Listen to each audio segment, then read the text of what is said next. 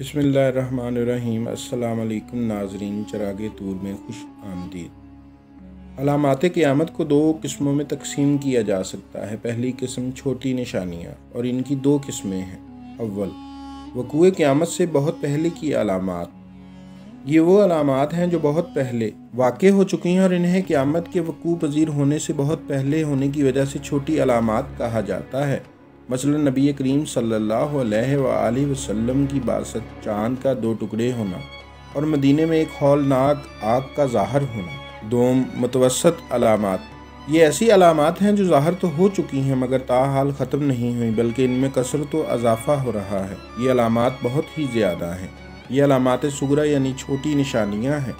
ان میں بعض یہ ہیں: لوڈی کا اپنے مالک کو جنم دینا، بکریوں کے چرواہوں کا بلند و بالا عمارتیں بنانے میں ایک دوسرے سے آگے بڑھنے کی کوشش کرنا۔ دوسری قسم، علامات کبریٰ۔ یہ وہ علامات ہیں جن کے ظاہر ہونے کے بعد جلد ہی قیامت قائم ہو جائے گی۔ یہ 10 نشانیاں ہیں اور تاحال ان میں سے کوئی ایک نشانی بھی ظاہر نہیں ہوئی۔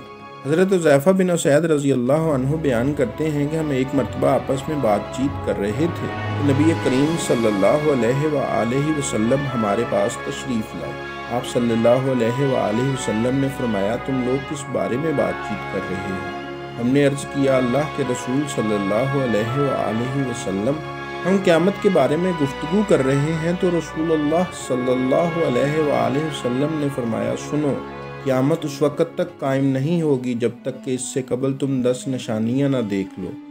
پھر آپ صلی اللہ علیہ وآلہ وسلم نے درج ذیل علامات کا ذکر فرمایا: 1 دھواں، 2 دجال، 3 خروج دابہ یعنی عجیب الخلقت جانوروں کا ظہور، 4 سورج کا مغرب سے طلوع ہونا، 5 حضرت عیسیٰ علیہ السلام کا نزول، 6 خروج یاجوج ماجوج۔